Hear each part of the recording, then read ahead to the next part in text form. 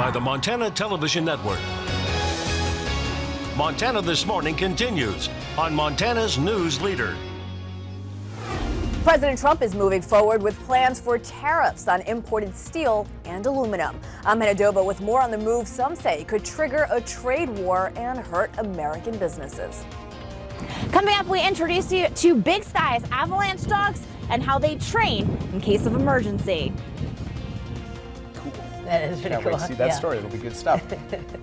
Probably training they need to have, Matt, the way the weather's been going around here right now. We've picked up a great snow again on our snowpack. We'll have some updated snowpack numbers here later today, and we'll be able to share those with you.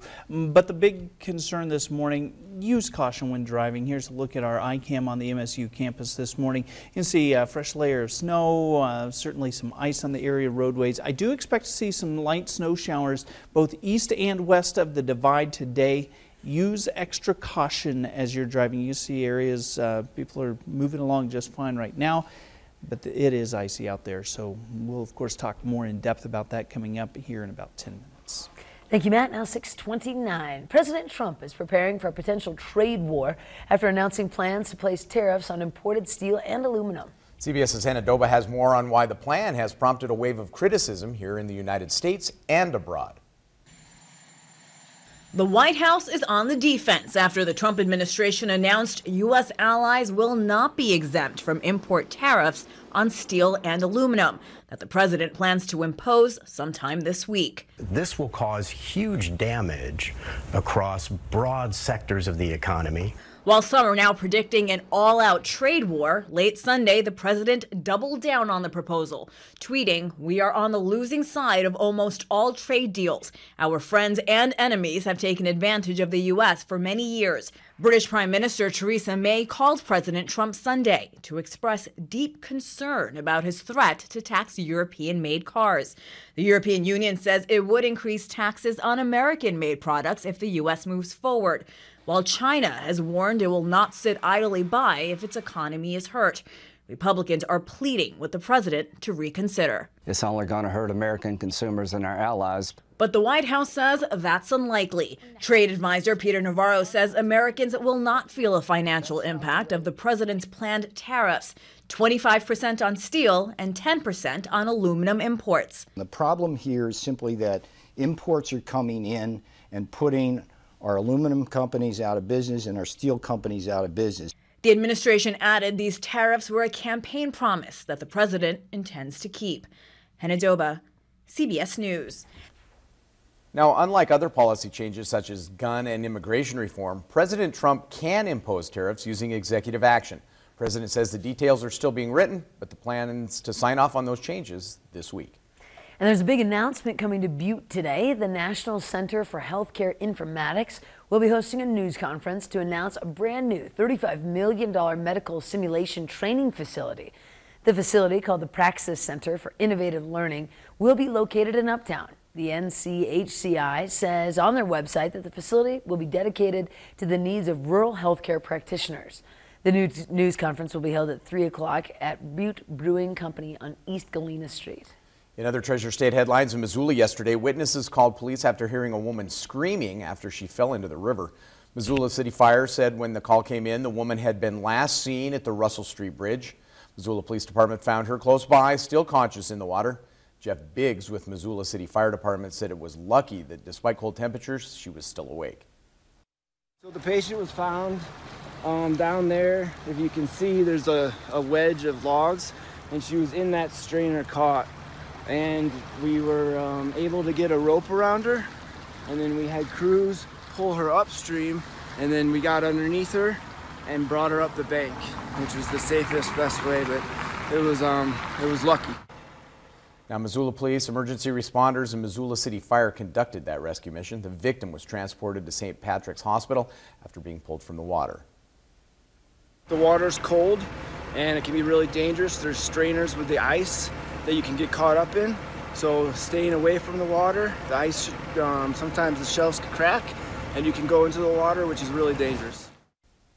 Biggs added that this was the best case scenario for this kind of situation. And we're learning more about the man who spent more than 24 hours on the Missouri River, catching the attention of everyone across Great Falls. As he continued to sit on the ice despite the river trying to have people help him across the river. MTN's Haley Collins has more on that information. We are on day 2 of the infamous man on the ice. He's been out here since 8:30 Saturday morning, and this morning whenever I drove out to the river, he was back at it again, but this time building an igloo. And as you can see, he's topped it with an American flag. Ben is what they call him. He's a homeless man who spent close to 48 hours on the thin ice of the Missouri River. He left the dangerous area briefly to ask for a few things, an AM/FM radio and a call to his girlfriend. Battalion Chief Bob Shoup says after the phone call was over, he got back on the ice, leaving behind a sleeping bag and a tent.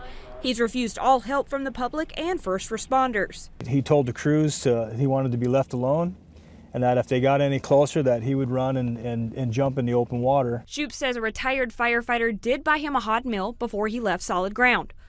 Now, many of you asked us why first responders aren't getting him off the ice, and they said technically he's not breaking any laws. He's not being disorderly, he's not being a nuisance, so they're just letting him stay. Reporting in Great Falls, Kaylee Collins, MTN News. Now, there has also been a GoFundMe page set up for the man, and you can find that link on our websites. Well, avalanches are common in Montana winters. We have seen numerous this year alone. This morning, MTN's Morgan Davies goes on special assignment in Big Sky to meet Avalanche Dogs. Look at these dogs are trained. They have these skilled pups on the mountain. You ready to go to work? Are you ready to go to work? Huh? Search! This is Lucy and Flapjack, 2 Avalanche dogs used at Big Sky Resort. Do our best job as a ski patrol to maintain our inbounds terrain so there isn't an avalanche, but it's just an extra precaution to have. In any type of backcountry activity, a person should carry a beacon. However, there are times when people don't have one or they are turned off. So that's when these dogs would get to work. They do work off their sense of smell, and they can cover a lot of terrain much faster than we can. And our only other option when the electronic devices don't work is to probe the whole slope, and that can be very time consuming. In order to get to the point where the search and rescue teams can use the Avalanche dogs, they have to go through all different types of training.